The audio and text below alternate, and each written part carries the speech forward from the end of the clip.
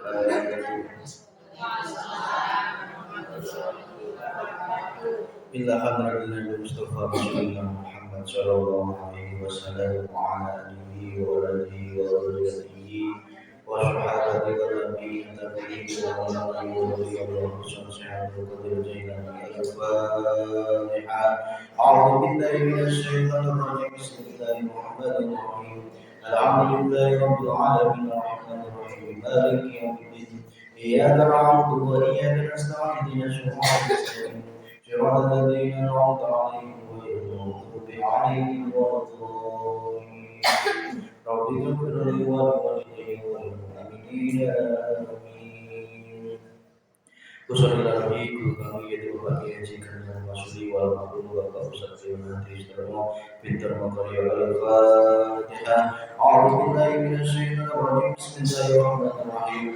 Alhamdulillahi rabbil alamin arrahmanir rahim maliki yaumiddin. Iyyaka na'budu wa iyyaka nasta'in ihdinas siratal mustaqim siratal ladzina an'amta 'alaihim ghairil maghdubi 'alaihim waladdallin.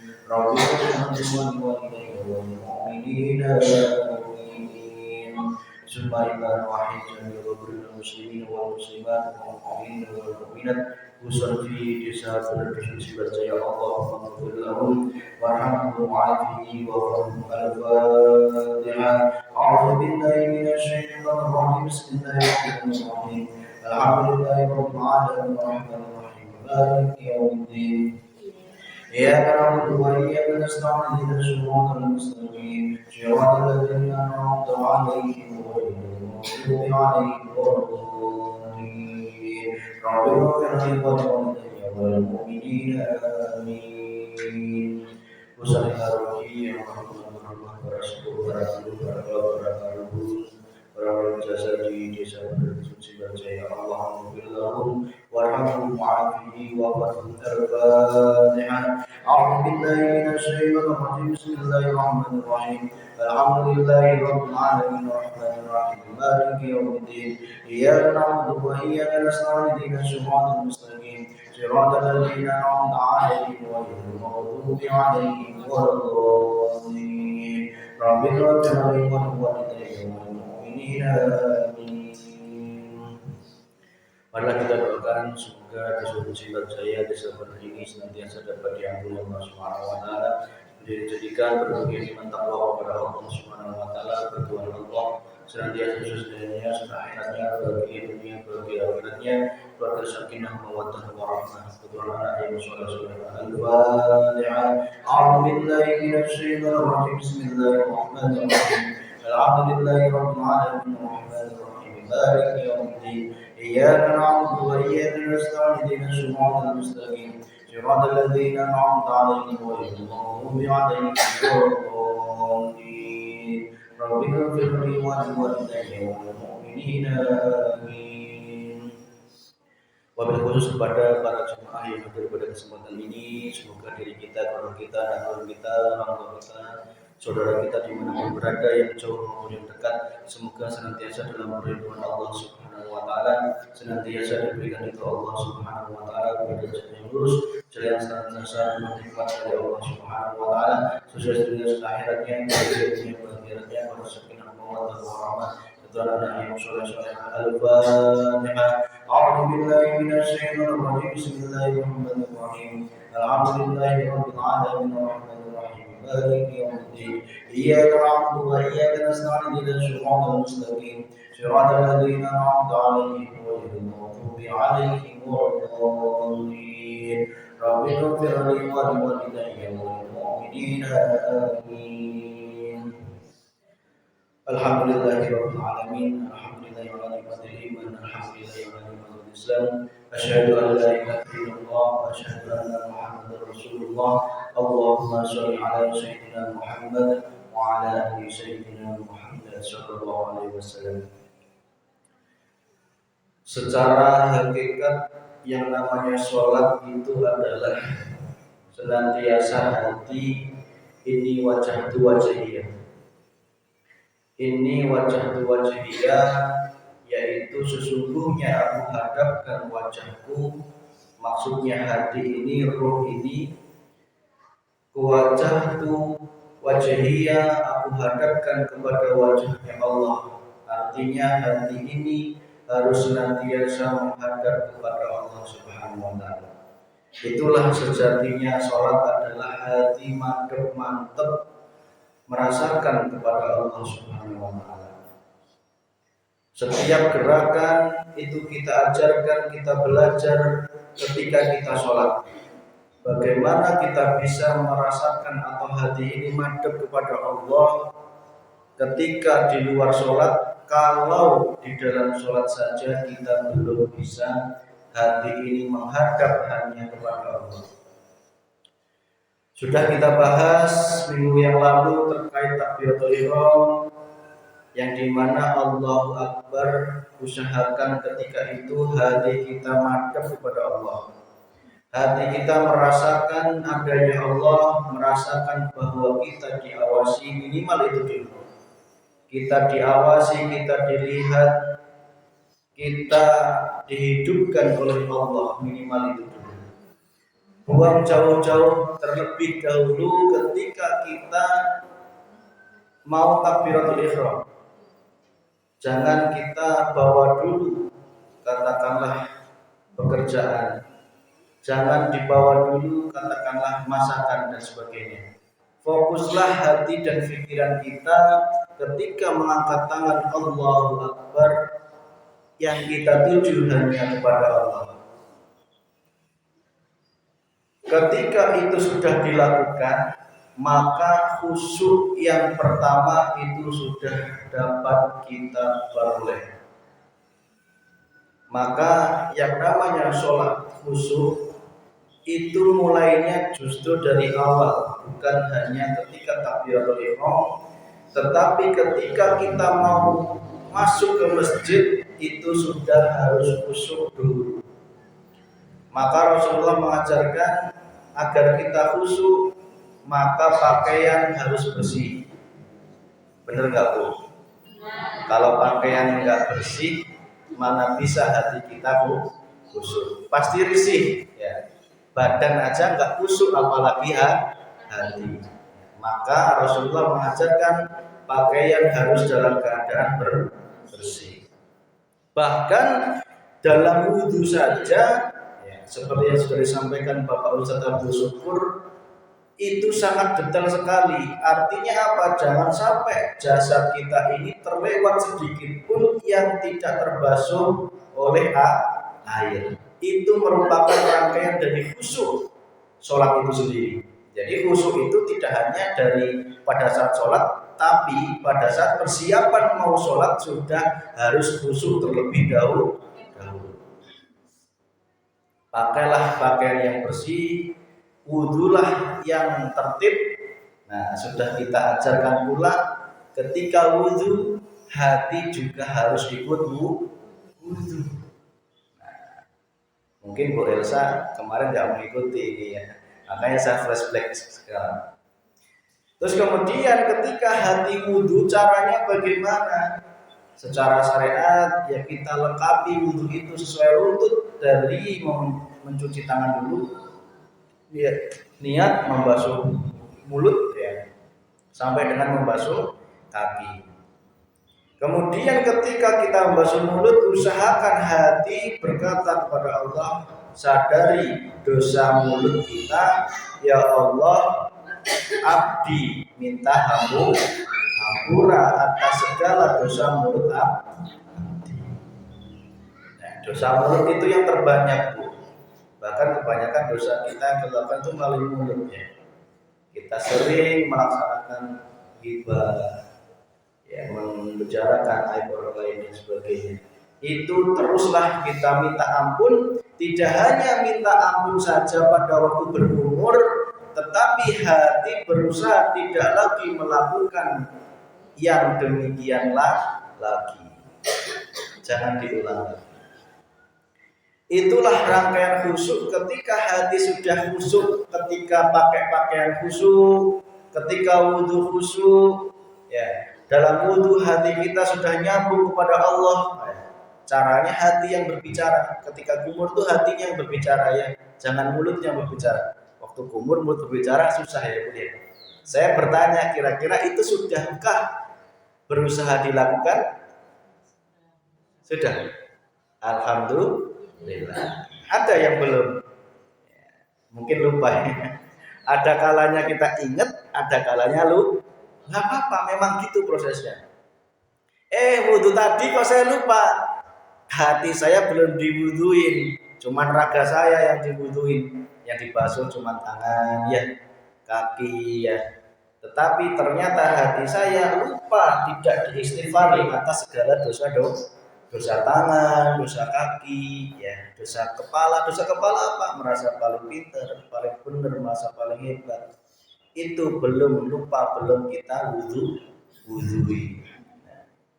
Gak apa-apa, memang ada saatnya kita ingat, ada saatnya lupa, ada saatnya mengamalkan, ada saatnya lupa.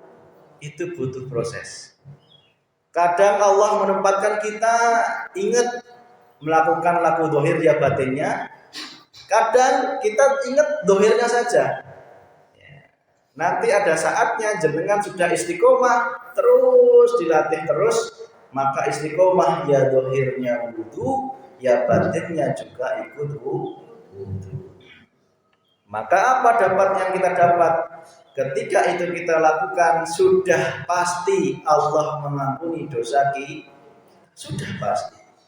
Karena Allah Maha Pengampun. Innallaha ghafurun halim. Itu ketika wudhu saja kita sudah harus beda kalau mau sholat, wudhunya itu buru-buru. Ya, pakaiannya nggak menutup aurat, pakaiannya yang kotor katakan. Maka kalau bapak-bapaknya lagi gawe, nah ini mohon maaf ya, sedikit saya harus mengingatkan. Jika bapak-bapaknya gawe, kok kira-kira melewati waktu zuhur, nggak bisa pulang, ya. Tolong diingatkan, seorang istri harus mengingatkan, Pak, bawa baju ganti. Semisal keleweng, tanggung, paling pulang ke jam 3 katakanlah. Tak pas zuhur usahakan bawa sarung, bawa baju ganti. Kok di sana nggak ada air, tayamum juga boleh. Jangan sampai bapaknya zuhurnya kelewat, nggak zuhuran sampai rumah, capek asarnya juga kelewat. Seorang istri harus wajib mengingatkan suami. Keajak katakanlah, wayanya zuhur, sudah azan. Nah, bapak-bapaknya lupa nggak bawa baju, mau pulang kagok, mau sholat bajunya kotor, itu tidak boleh. Solusinya bagaimana? Kita dibekali akal oleh Allah untuk mensiasati hal seperti itu. Jangan polosan, bawa tas, bawa isinya baju ganti. Meskipun nggak mandi, ya. Semisal di tempat gawe nggak mandi, nggak apa-apa. Ada air, diganti bajunya, ya kan? Terus dibasuh-basuh sedikit, pakai baju yang baru itu udah enak badan Bu. Ya, lebih bagus lagi pulang sholat, ya itu lebih baik. Mohon maaf, ini perlu kami sampaikan karena apa? Karena saking sayangnya saya kepada panjenengan. Eman jika suaminya, bapak-bapaknya ketika gawe lupa, ketika zuhur tidak sholat, apalagi keleweng. Ya. Ada yang mengatakan gini, tak tanya, Pak, jenengan sih ketika keleweng, tak sholatnya kumaha zuhur. Kan cai baju kotor kena belet katakan lain. Atau sholat di batin wae Mas gitu kan. Sholatnya di batin unggul. Lah sholat di batin sih kumaha apa gitu kan. Ya dari diuk gitu kan. Sementing ingat ku Allah gitu kan. Oh gitu ya. Ya kalau bisa ya bawa baju. Terus kemudian kalau ada air ya wudu. Kalau nggak ada air ya tayang. Kok di sana ada pelepah pisang, jadikanlah sajadah atau enggak bawa sajadah sendiri.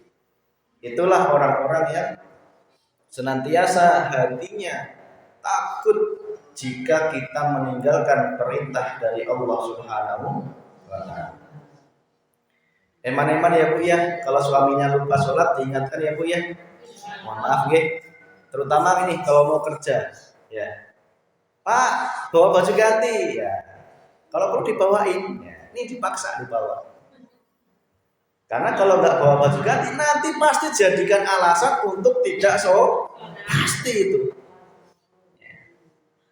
Maka eman-eman sekali yang kita tidak tahu umur kita sampai kapan, umur suami kita sampai kapan kan kita tidak tahu ya. Maka kita sebagai istri harus mengingatkan agar suami kita tidak meninggalkan yang namanya sholat. Itulah khusyuk diawali dari pakaian yang bersih, hati wudu, juga hati yang sudah melaksanakan wudu dohir dan wudu batin. Ketika sholat, nah bagaimana kita bisa khusyuk? Kita juga harus memahami hakikat dari bacaan sholat itu sendiri. Takbiratul ihram kemarin intinya apa? Inni wajhtu wajhi, inna sholati wa nusuki wa mahyaya wa mamati lillahi rabbil. Tanamkan dalam jiwa. Gak harus dihafalkan bahasa Arab, bahasa Indonesia gak harus. Susah untuk menghafalkan. Cukup hati merasakan saja. Mas Vicky, saya susah menghafalkan artinya takbiratul ihram. Gak usah dihafalkan. Tanggel. Nanti kalau dihafalkan malah kita bukan ingat Allahnya, malah ingat hafalan. Ingat hafalannya itu salah. Yang benar bagaimana? Hati terus rasakan hadirnya Allah dalam hati kita. Terus rasakan Allah, rasakan terus. Karena pintu gerbang kita mengenal Allah dengan merasakan, yaitu su'arul basirah, merasakan terlebih dahulu. Ketika sudah merasakan, masuk ke tingkat selanjutnya yaitu ainul basirah, baru kita melihat Allah. Baru yang terakhir adalah hakul basirah, menyatakan nyatanya Allah Subhanahu. Nah ini pelajaran nanti masih jauh. Kita pelan-pelan agar nanti insya Allah kita semakin mengenal siapa Tuhan kita. Nah kemudian agar sholat khusyuk, apakah harus Mas Vicky, saya pas lagi sujud kok tiba-tiba keinget sawah, wajar.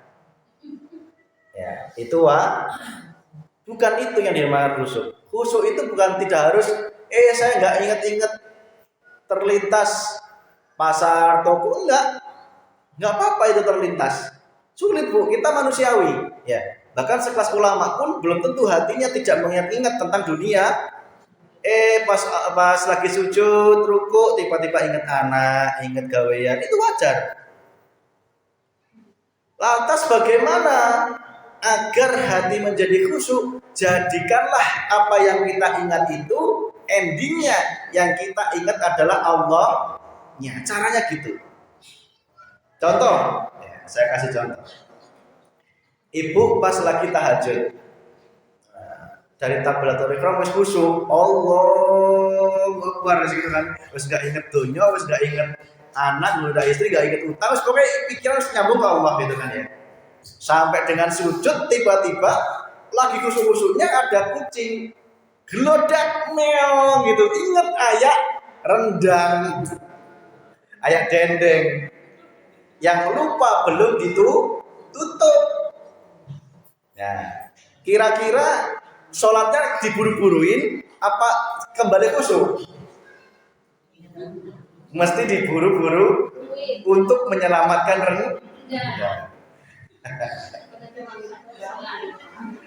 Kalau sudah rendah sholatnya diburu-buruin, ada meong di situ, kira-kira rendangnya yang tinggal secuil, yang tadinya setipin, tinggal secuil, itu dibikin sekalian apa neangan sendal? Enggak, saya nanya ke ibu ini ya. Neangan sendal, apa rendang yang satu itu dibikin sekalian.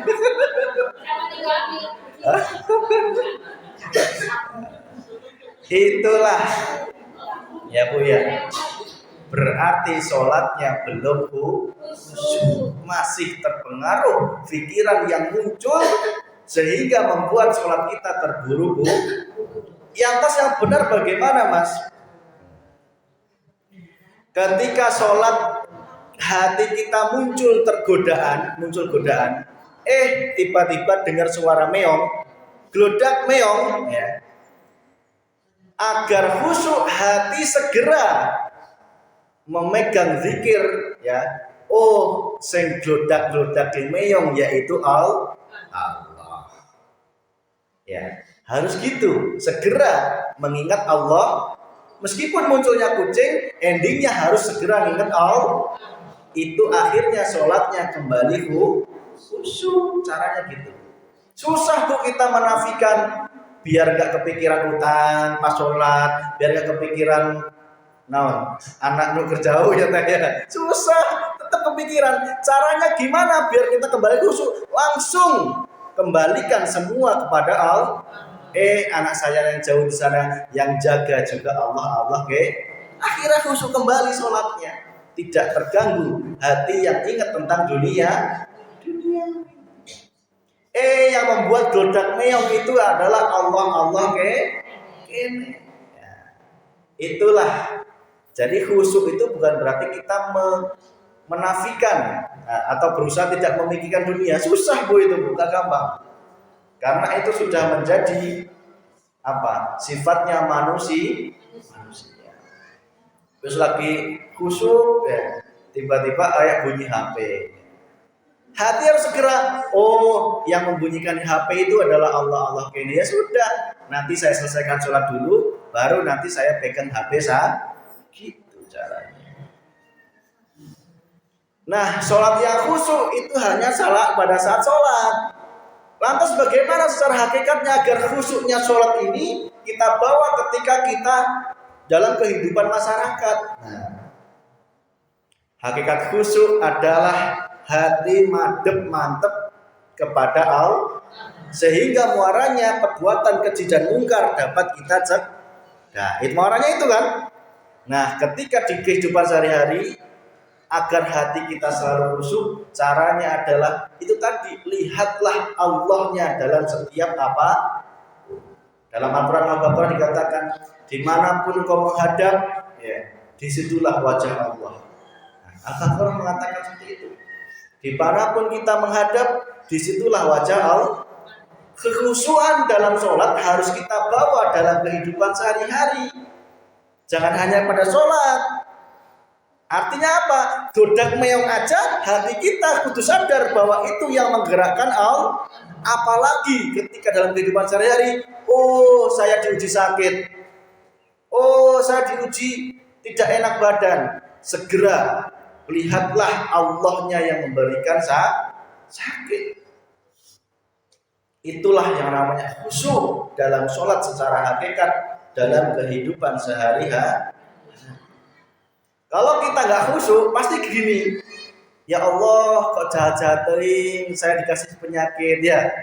Itu namanya hati yang tidak khusyuk. Padahal kalau kita khusyuk, Allah memberikan saya penyakit, berarti Allah kernyeseh dosa justru bersyukur. Daripada nanti disiksa di neraka, lebih baik diseseh di ayena. Itu hati yang khusyuk dalam kehidupan kita saat ini. Salah ngomongnya ya. Saya benar Mas. Jadi Bu, mohon maaf ya, jika kita kasih sakit kayak puasa kemarin, itu bersyukur malah. Hati kita sedang dibersihkan oleh Allah Subhanahu. Berarti Allah pengen Bu Elsa semakin dekat kepada Allah, dan Allah juga pengen mendekat kepada Bu Elsa dengan lantaran sakit yang diberikan oleh Allah. Ya, ini tidak hanya Bu Elsa, semua saja. Ketika sakit, lihatlah Allahnya yang memberikan penyakit ini. Berarti Allah ngaku ke abdi. Orang kerdi aku ku Gusti Allah. Kerdi aku itu artinya namanya sedang sedang diakui ya, apa ya? Diakui sebagai hambanya gitu loh. Lamun diaku dibiar tenggu. Lamun diaku ke Gusti Allah itu terserahkan ke Gusti Allah. Orang dikasih sakit, orang ditegur, orang diberi musibah, kekayaannya ditambah, ya kan? Bahkan istrinya ditambah, diujar, dunia dikasih. Karena apa? Allah sedang tidak mengaku dirinya sebagai hamba kekasihnya, tidak hanya mengaku sebagai kekasihnya. Tetapi kalau sudah diaku sebagai kekasihnya, oh, ketika kita berbuat dosa, Allah segera menegurnya. Diberi sakit, diberikan musibah. Itu dalam rangka Allah ingin membersihkan semua dosa di. Nah, ini ada tips ya. Sebelum kita dibersihkan, diseseh ke Gusti Allah, lebih baik orang seseh-seseh. Pelajaran yang buat saya harus terus istighfar ya. Jadikan sakit kemarin sebagai pelajaran yang terbaik agar kita hati semakin waspada terhadap apa? Godaan nafsu dunia. Ya, segera istighfar terus gitu. Karena apa? Itu tadi, kalau kita nggak pengen diseseh Gusti Allah, lebih baik orang seseh-seseh. Nah, kan kemarin kita ajarkan dari zuhur sampai asar, pas sholat asar, satu dosa, satu istighfar. Pertanyaan saya, dilakukan nggak ini? Istiqomah itu harus dilakukan. Ya seolah-olah kita lagi bersih-bersih rumah itu loh Bu. Siang di kotoran, asar dibersihan, asar di kotoran, maghrib dibersih. Rumah saja kita bersihkan, apalagi hati kita. Habis sholat, istighfarnya jangan diburu 33 saja. Astagfirullahaladzim, jangan. Naikkan lagi derajatnya. Satu istighfar, satu dosa. Tadi saya apa? Astagfirullahaladzim. Saya tadi gini. Astagfirullahaladzim. Tadi gini. Astagfirullahaladzim. Minta maaf pun kepada Allah Subhanahu wa Ta'ala. Ini sedikit saya flashback dari belakang agar Bu Elsa yang kemarin ketinggalan beberapa pertemuan nyambung apa yang kita bicarakan adalah itu Bu. Bab terkait wudu sampai dengan takbiratul ihram sampai dengan hakikat rukuk, iktidal dan juga sujud. Masih ingat ya Ibu ya? Sujud berarti kita harus merendahkan hati kita serendah-rendahnya di hadapan Allah Subhanahu. Kalau perlu nangis, nggak apa-apa pas sholat nangis. Yang penting kita tidak lupa, membuat lupa gerakannya ya. Nangis-nangis saja pada waktu sujud. Bahkan nangis ketika sujud itulah wujud kecintaan kita kepada Allah Subhanahu. Nangislah ketika sujud. Ingatlah semua dosa kita. Ingatlah bahwa seolah-olah kita akan mati. Makanya ada hadis mengatakan sholatlah seolah-olah kita akan mati besok sehingga kita nangis. Bekerjalah seolah kita akan hidup selamanya. Kalau pas kerja itu semangat mencari uang yang banyak, nggak apa-apa. Harus semangat hidup seolah kita hidup lama. Tetapi ketika sholat seolah-olah kita akan mati besok, sehingga takut meninggalkan satu sholat sedikit pun. Nah, ketika kita sudah sujud, setelah sujud apa Bu? Duduk di antara dua sujud. Bacaannya gimana? Rabbik fir. Coba, saya pengen dengar. Sama nggak dengan saya? Beda. Coba Rabbik.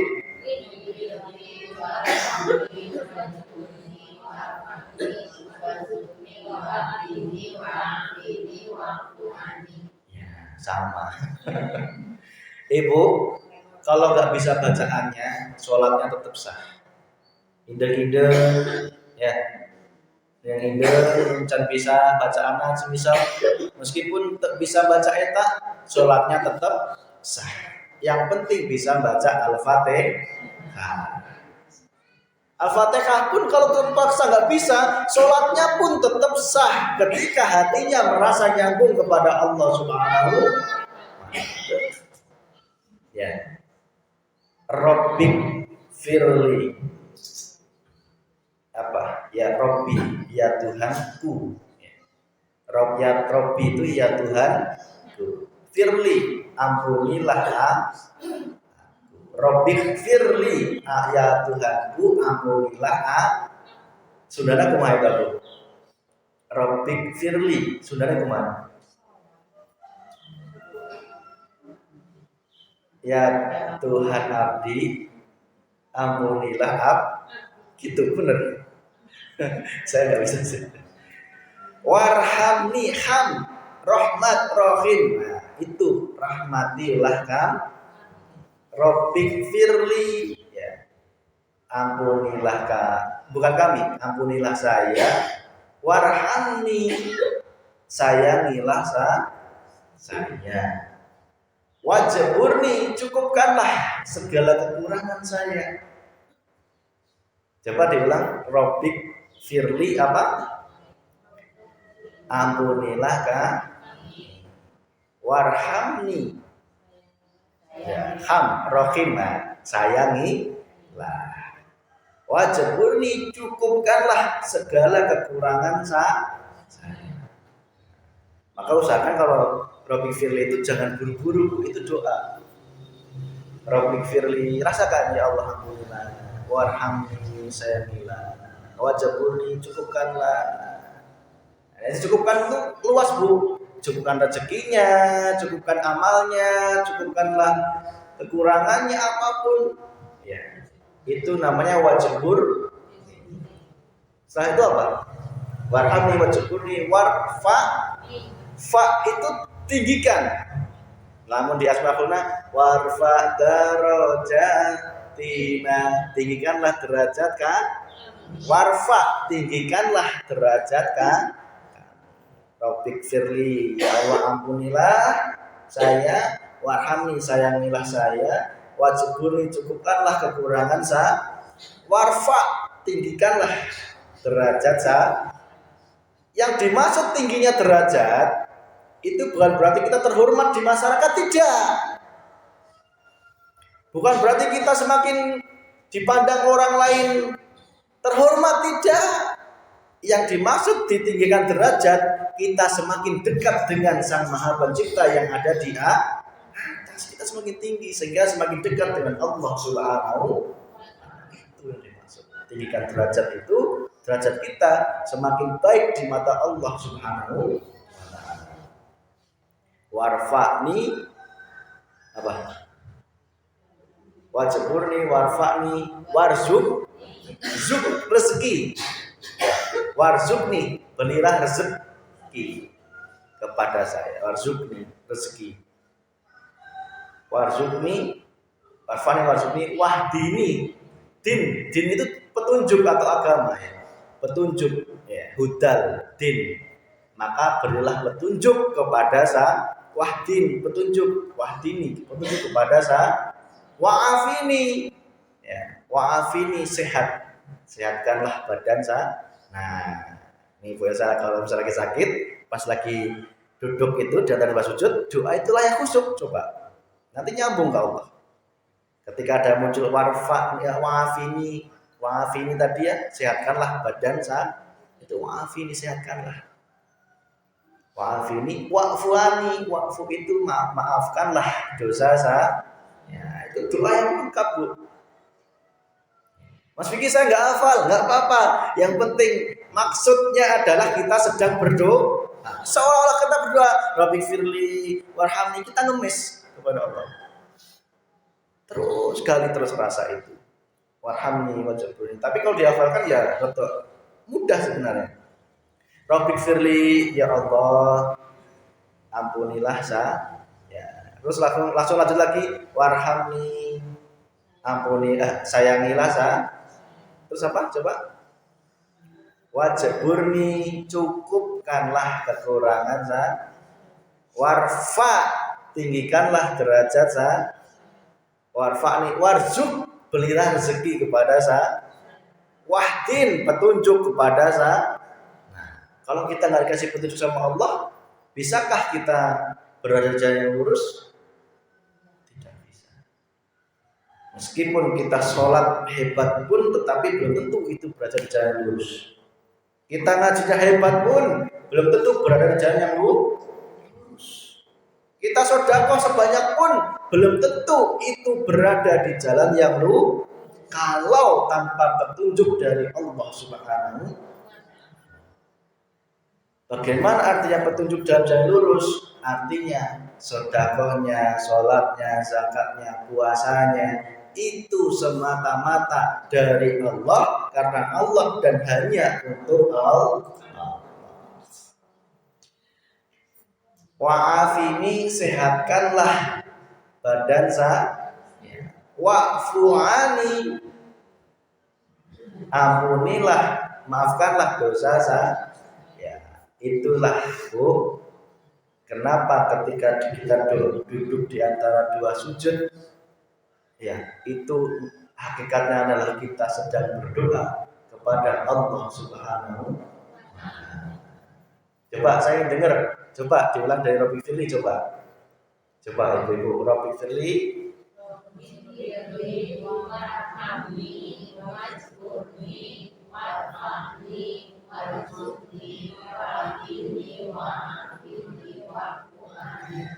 Robi Firly apa?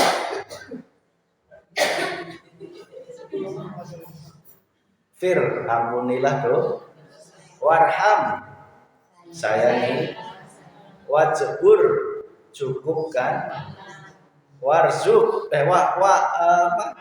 warfa, tinggikan, warzuk, berilah rezeki, wahdin, petunjuk, wa'afini, sehatkan, wa'fuani, ampuni.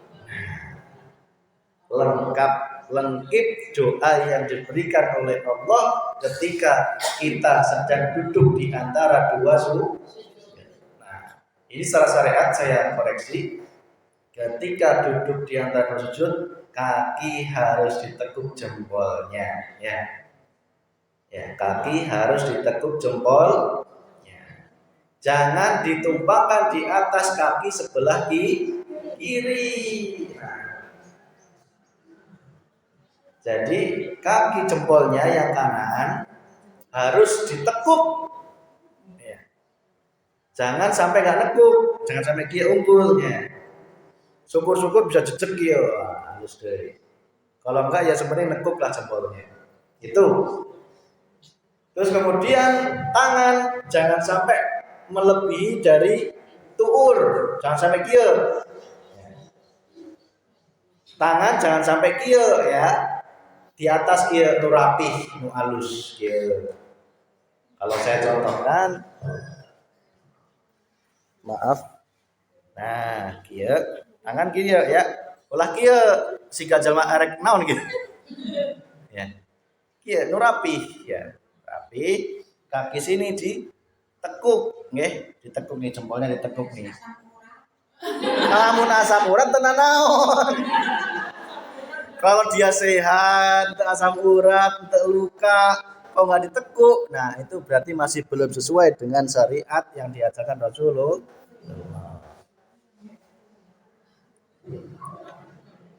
Hati-hati ketika duduk di antara dua sujud, kaki jangan sampai terbuka. Jangan sampai terbuka atau tidak tertutupi oleh mukenan. Nah, hati-hati ya Bu ya. Terutama pas lagi akhir-akhir nih. Kadang nyingkap. Ya, hati-hati. Ya. Tolong diperhatikan betul, segera ditutupi nggak apa-apa. Ketika kalian buka, tutupi, nggak apa-apa. Wong diperbolehkan 3 gerakan. Jangan sampai melebihi 3 gerakan yang di luar sholat. Contoh kita mau garuk-garuk, ya. Kalau mau garuk-garuk itu kalau bisa jangan gini-gini, tetapi tangan diam, terus gitu. Titik 1, titik 2, gitu. Iya 3 ya. Yang boleh hanya 3 kali. Tidak boleh melakukan gerakan di luar gerakan sholat melebihi 3 kali gerak.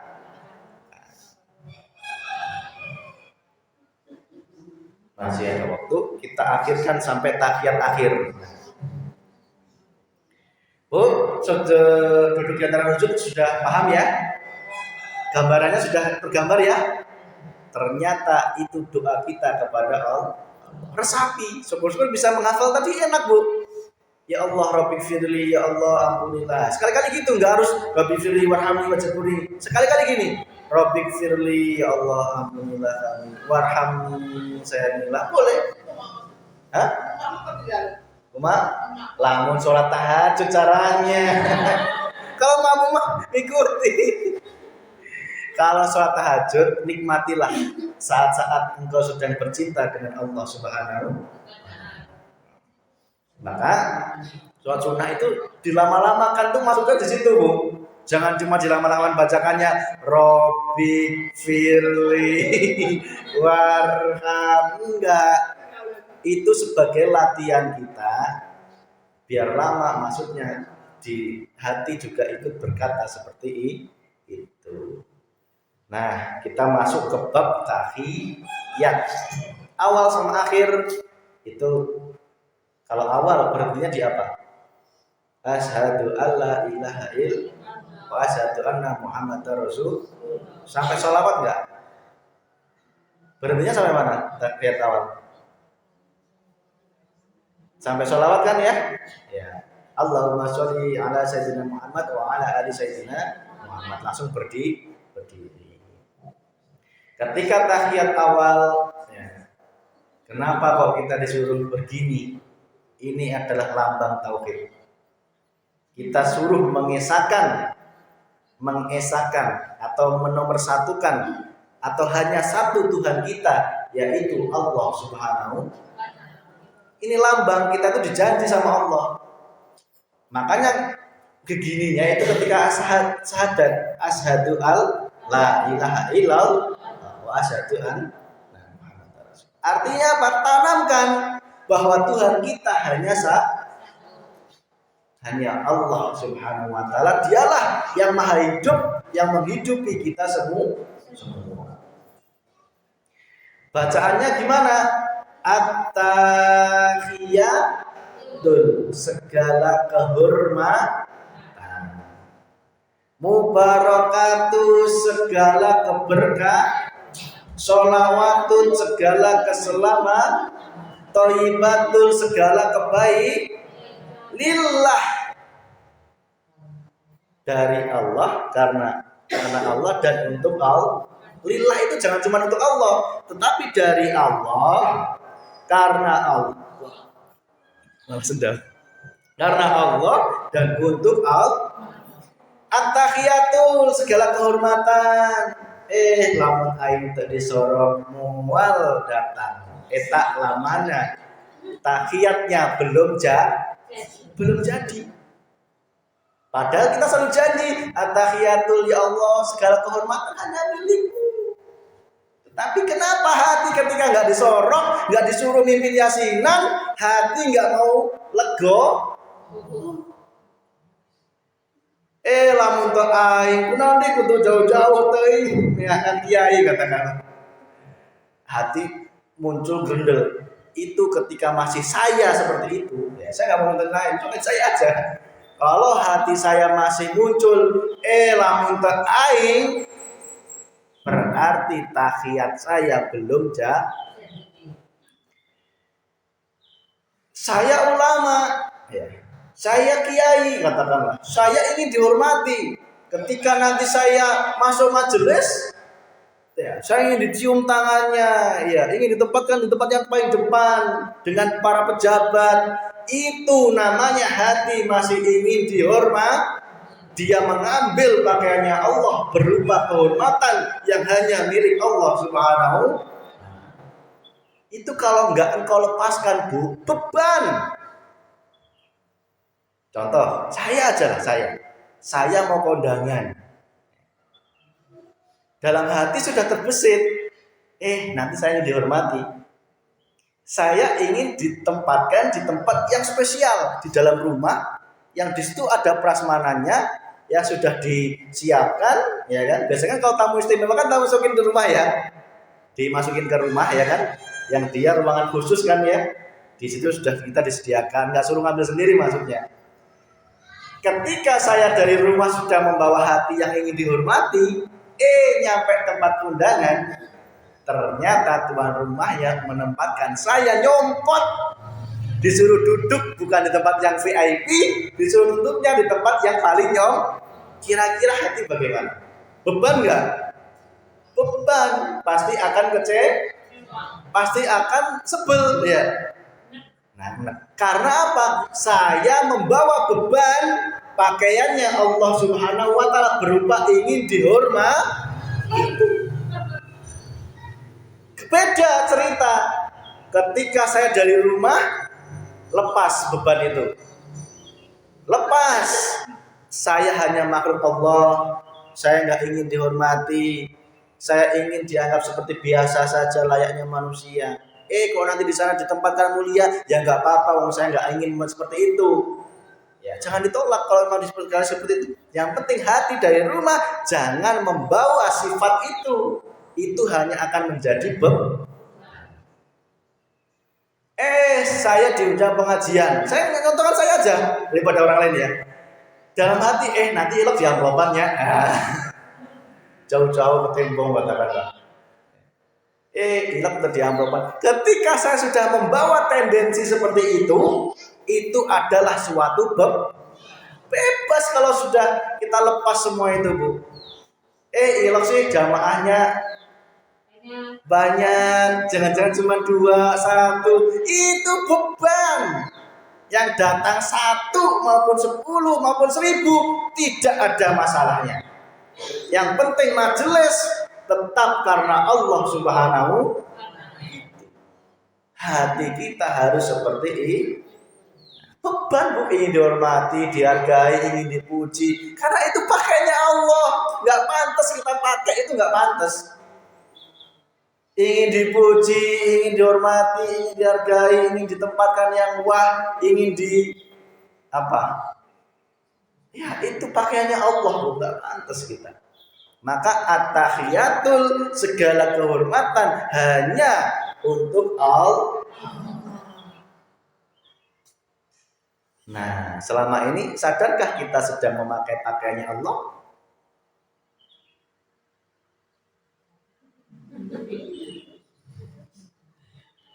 Ternyata kita sering memakai, kita merasa ingin dihormati. Itu beban, Bu. Beban. Kita kena turun, kita kena turun. Selonjor kajeng, punten ya, Bu, selonjor kajeng, nggak apa-apa, nggak masalah. Pengajian ini saya tidak mempermasalahkan ibu mau tidur, mau selonjor, mau tengkurap guling-guling, saya nggak masalah. Bahkan punten, ibarat jenengan nggak pakai jilbab pun saya nggak masalah. Nggak masalah. Yang penting hati jenengan mendengar. Saya mengerti besok jadi jilbaban. Gitu loh maksud saya dulu. Maksud saya di sini nggak apa-apa gitu. Mau kaosan, mau apa nggak masalah. Saya tidak melihat dohir. Yang saya lihat adalah hati panjenengan. Daripada sondorin aja, Bu. Sondorin aja kira. Ternyata dengan bacaan at-tahiyatul resapi, ketika kita membaca at-tahiyatul resapi, tanamkan bahwa kehormatan hanya milik Allah. Belum mubarakatus, keberkahan itu hanya milik Allah. Pernah nggak munten ini kalau syarat-syarat tidak masuk. Kita ngalap bekah ke Pak Kiai, katakan saya. Kita minum air bekasnya Kiai biar jadi barokah. Nah, itu kalau kita hanya berhenti di kiainya saja, tidak langsung melihatkan Allahnya, itu yang dinamakan kita sedang memusyrikkan kepada Allah. Kita mengakui barokah datangnya dari Kiai, bukan datangnya dari Allah. Paham nggak saya? Paham ya, Bu ya? Pandangan kita itu jangan berhenti di kiainya. Nggak apa-apa, jangan ngalap berkah ke Kiai, nggak apa-apa. Saya nyium tangan Kiai, ben barokah, anak saya ben sukses, nggak apa-apa. Yang penting pandangan hati, ingat bahwa semua keberkahan hanya milik Allah. Dengan lantaran tangan mencium tangannya Pak Kiai, aman pun jenengan, aman. Berarti mubarakatus tetap akhirnya hanya kepada Allah.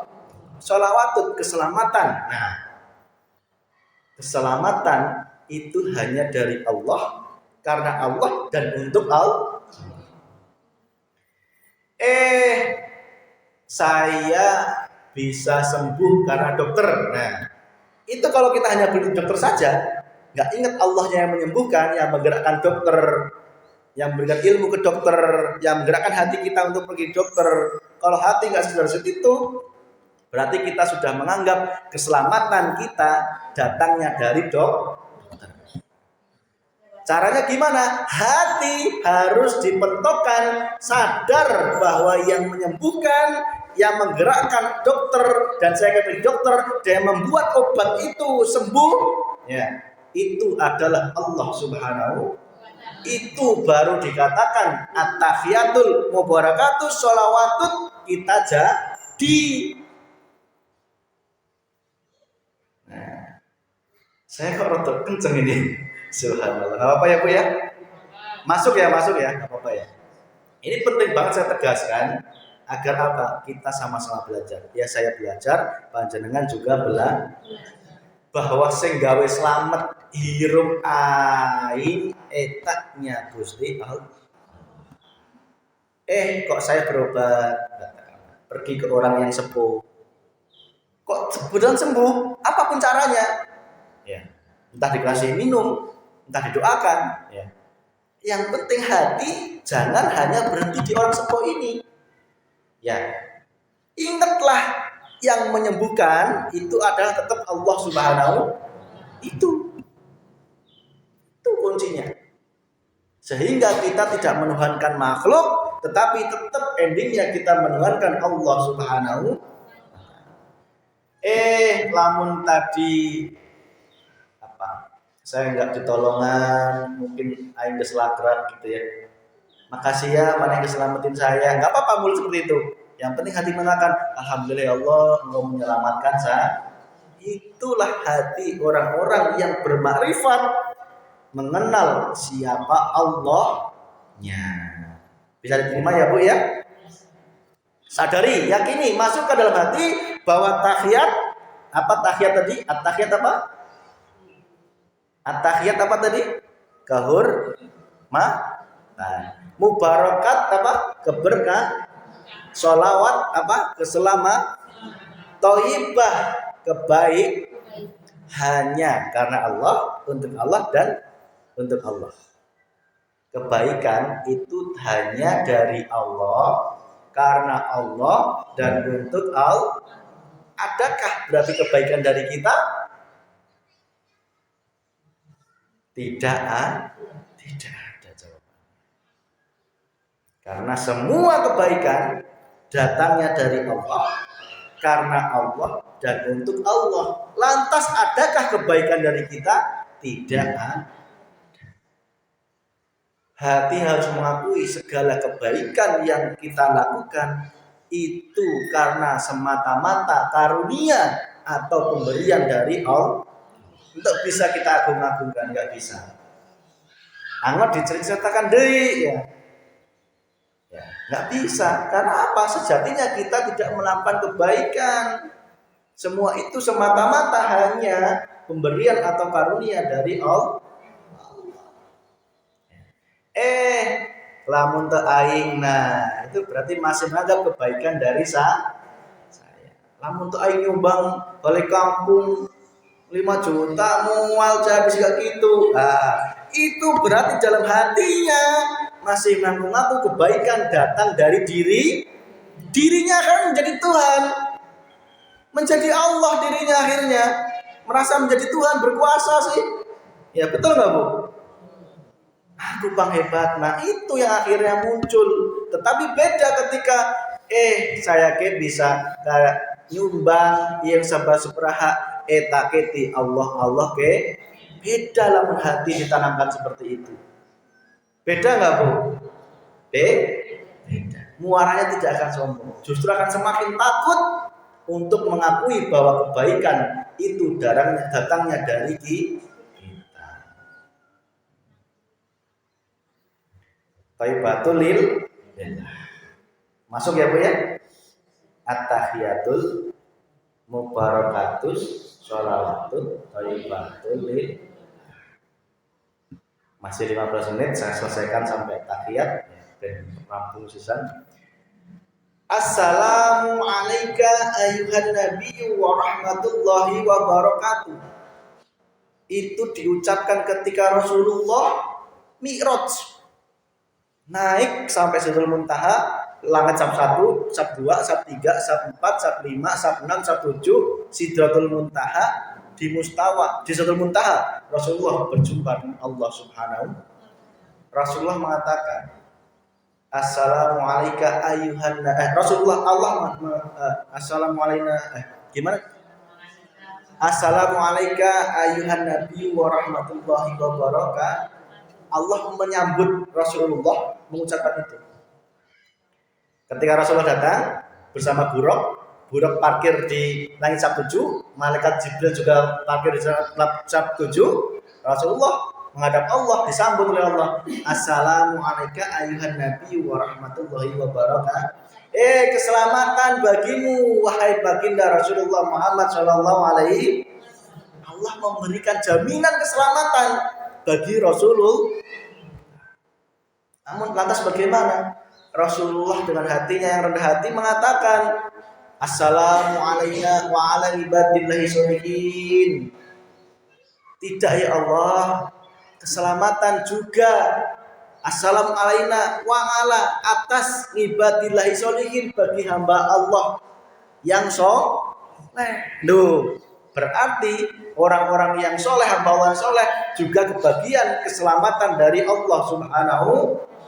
Nah, lamun bareto Nabi Muhammad yang ngomong gitu, keselamatan pasti hanya untuk Nabi Muhammad.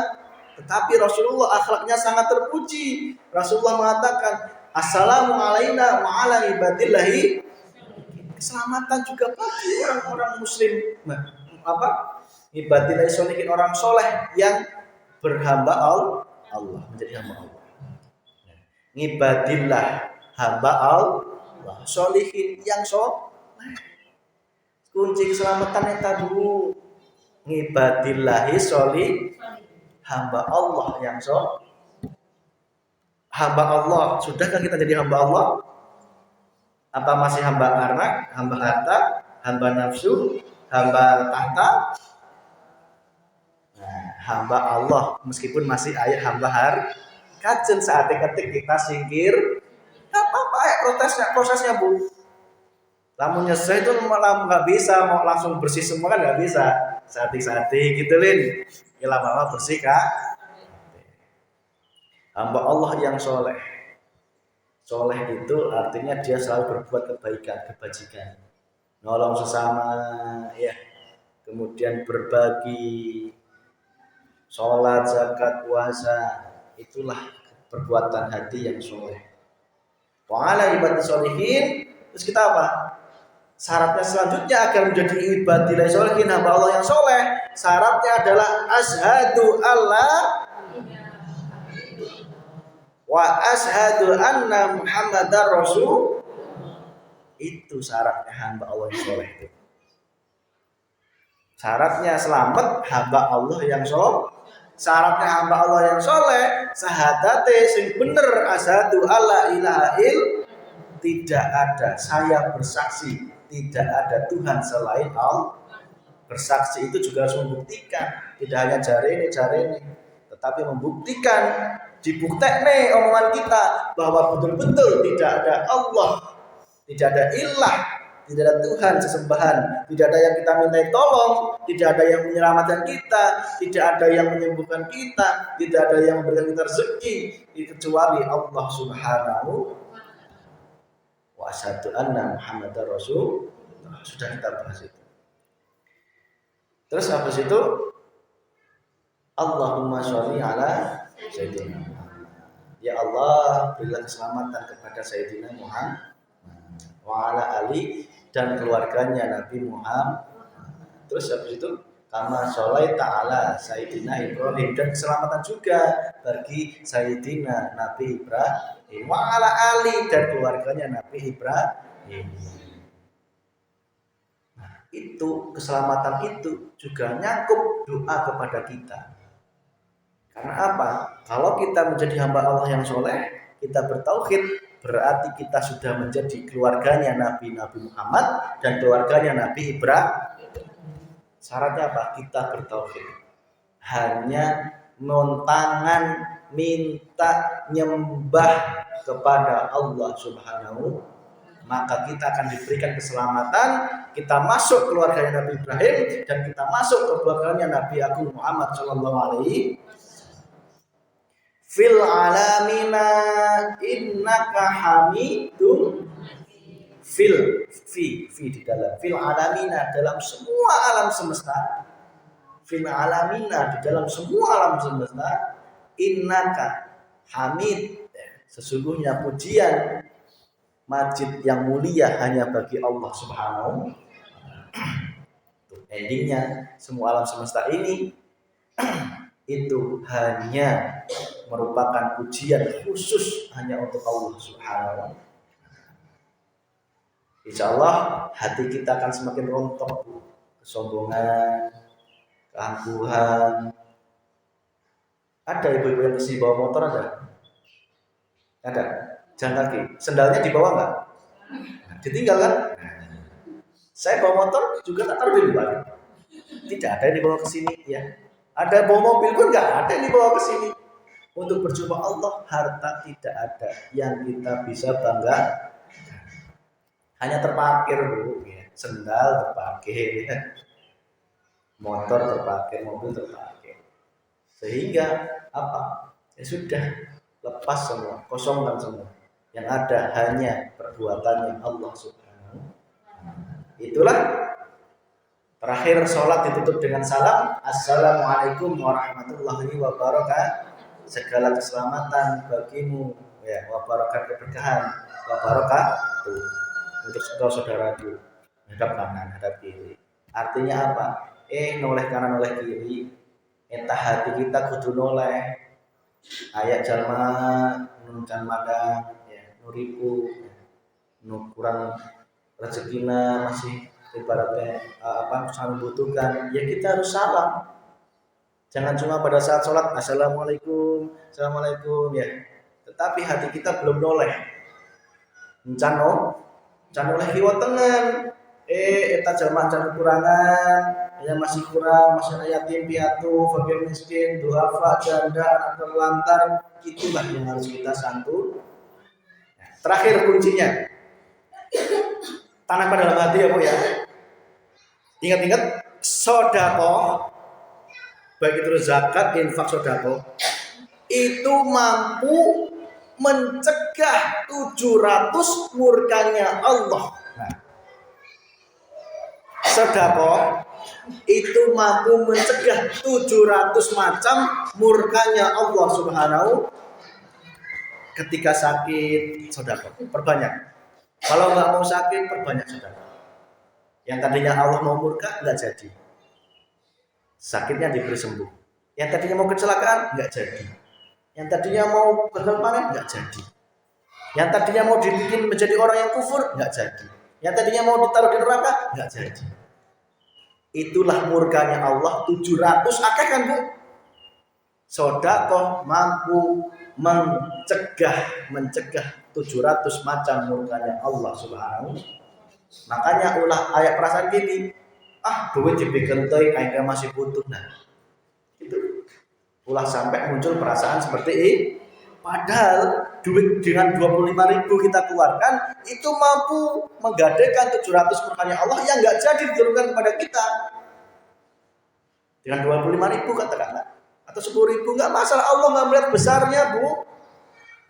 Ibu-ibu punya 10.000 bikin ke budak yatim, ya siapa yang nggak punya bapak atau punya ibu berikan. Atau ada orang yang kira-kira janda duafa, ya, atau fakir miskin, ya fakir itu kalau fakir itu nggak punya kerjaan, otomatis dia miskin ya, nggak punya pekerjaan ya kan. Kalau miskin dia punya kerjaan tapi masih belum cukup. Kalau janda ya berarti kan tinggal mati suaminya atau pergi suaminya. Kalau duafa itu yang sudah cukup ya. yang sudah nggak mampu ngapa-ngapain, ya itu. Terus ya, anak terlantar, kalau anak terlantar itu bapaknya masih hidup tapi termenikan nafkah, ditinggal indit gitu ya, itu namanya anak terlantar. Nah, itu yang harus kita santuni, ya harus kita berikan. Jadi ingat, kalau nggak ingin dapat murkanya Allah, sedekah segera. Saya lagi sakit, saya dapat musibah, sebelum Allah menurunkan murka yang lebih besar lagi, segala sedekah berbanyak, ya berbanyak, baik secara sembunyi maupun secara terang-terangan, nggak apa-apa. Sedekah itu terang-terangan nggak apa-apa, ya. Dalam Al-Quran juga dikatakan sedekahlah secara sembunyi maupun terang-terangan. Kalau mau sembunyi ya pas malam hari gitu ya, jangan kelihatan orang. Kalau terang-terangan itu nggak masalah sebenarnya, Allah tidak akan mempengaruhi. Yang penting hati jangan takabur, ya. Jangan ingin dipuji, biasa saja, meskipun pas siang hari nggak masalah. Yang penting hati lepaskan aja semua beban itu, nggak apa-apa, ya. Itu sedekah dapat mencegah 700 murkanya Allah Subhanahu. Makanya salamnya harus jadi nengok kanan, nengok kiri. Kita menebarkan kedamaian, menebarkan persatuan, menebarkan keselamatan bagi sesama makhluk Allah Subhanahu. 5 menit ada yang mau ditanyakan? Wes, lendeng ya. Gak apa-apa Bu ya. Mudeng ramudeng, masuk gak masuk, yang penting barokahnya majelis pasti akan diberikan oleh Allah Subhanahu. Barokahnya apa? Badan saya semakin sehat. Barokahnya apa? Anak saya makin pinter. Itu diyakini, pasti itu. Saya jamin, wes. Saya berani menjamin, Allah pasti akan memberikan barokah majelis apapun itu bentuknya. Meskipun nggak paham apa yang disampaikan oleh pemateri. Nah, itu indeng, ya. Meskipun nggak paham, ya. Lamun, ya. Apa-apa. Duduknya saja sudah merontokkan dosa-dosanya yang telah jaminan surga bagi indeng. Maka ayo kita terus senantiasa semakin menuntut ilmu agar kita semakin mengenal siapa Allah Subhanahu. Ada yang ditanyakan? Nggak ada ya. Nek syariat saya yakin pinter kabeh. Orang perlu takon. Maka saya nggak perlu menajamkan syariat. Ya. Terus pinter lah, apa mau didandari? Sholat ya ngono-ngono gitu kan, gerakannya ya, bacaan harus bisa, ya enggak? Wudu ya gitu kan. Apa? Sudah saatnya panjenengan dinaikkan ranah hatinya, disentuh oleh ilmunya Allah Subhanahu. Siap rasiap, gelem rasiap, mau kapan lagi sebelum kita maut ajal menjemput kita. Itu intinya itu. Itu ya Bu ya. Intinya dalam rangka untuk diri saya sendiri, mengingatkan diri saya, muhasabah diri saya sendiri, yang kalau ada manfaatnya alhamdulillah. Semoga kita semuanya semakin dijadikan oleh Allah hamba Allah yang senantiasa soleh dan ahli tauhid, sehingga mampu menebarkan kedamaian kepada sesama umat manusia. Amin ya rabbal alamin. Mari kita doa, Rabbana atina fid dunya hasanah wa fil akhirati hasanah wa qina adzabannar. Ya Allah, berilah kami kebahagiaan dunia dan juga kebahagiaan akhirat, dan juga keselamatan dunia dan juga keselamatan akhirat. Alhamdulillahirabbil alamin. Demikian, kurangnya dari saya maaf. Oh iya, saya sedikit usul ya. Tadi udah bicara dengan Pak Imam. Karena ini sudah bulan Maulid ya Bu ya. Bagaimana kalau malam Rabu depan habis Isya bawa rantang, ya, kita undang semua tokoh, ya, pada Isya kita maulidan, ya, kita jelaskan hakikat maulid. Apa sih maknanya maulid? Nah, ceritanya Nabi Muhammad kan paham kabel lah ya. Siapa bapaknya, siapa ibunya lah ya. Kapan lahirnya kan ngerti lah ya. Kita jelaskan hakikat maulid, ya. Setuju nggak ibu-ibu kira-kira? Tolong disebarkan. Malam Rabu. Malam Rabu depan. Ya. Kan maulidnya kan hari Selasa. Malam Selasa jadwal saya di Sadahayu. Karena harus ngisi di sana. Malam Rabu di sini gitu. Pengen saya bikin. Nggak apa-apa, nggak harus malamnya kan. Yang penting kita ada ingin mengagungkan baginda kita. Ingin mengagungkan, mencintai Rasulullah Muhammad SAW. Barang siapa yang mengagungkan, mencintai Rasulullah, maka dia dianggap sebagai keluarganya Nabi. Nah, kita inginkan jadi keluarganya Nabi, makanya kita harus mengagungkan. Nah, kita undang tokoh, ya, nanti Pak Darno dan juga tokoh-tokoh yang lain kita undang. Mohon maaf, nanti kita bawa saya usahakan nanti istri saya ikut ya. Kalau malam masuk kebangetan nggak ikut deh. Saya usahakan. Terus nanti habis Isya kita sedikit tawasulan, ya. Kemudian baru pengajian, baru doa penuh. Gitu ya Bu ya. Setuju nggak? Setuju ya. Tadi saran Pak Imam juga setuju. Insya Allah nanti tokoh-tokoh setuju kok. Nanti saya hubungi. Nah, nanti rantangnya ya kayak biasanya lah. Udah kamu diajarin ibu-ibu ya. Terus biasa lah ya. Les paham lah ya. Silakan ibu-ibu yang di luar pengajian malam hari Selasa diajak apa-apa umum. Pengajian umum mesti umum. Tidak hanya yang jamaah ini. Kalau ada yang biasanya mau bawa rantang apa-apa. Kurang hari yang bareng-bareng di dia. Ngadengekeun kita ambil barokahnya Maulid Nabi Agung Muhammad sallallahu alaihi wasallam. Terus nanti jangan lupa malam Kamisnya Pak Abdul Syukur sing datang ya. Kemarin cuma dikit ibu yang datang tuh. Malam Kamis kemarin ya. Kenapa nggak datang Bu? Saya ingin nanya. Oh iya. Mohon maaf ya. Kemarin ada perubahan jadwal. Ya itu aja ya. Itu ya, cukup ya. Ya, itu mohon maaf akhir kalam bila taufiq hidayah. Wassalamualaikum warahmatullahi wabarakatuh.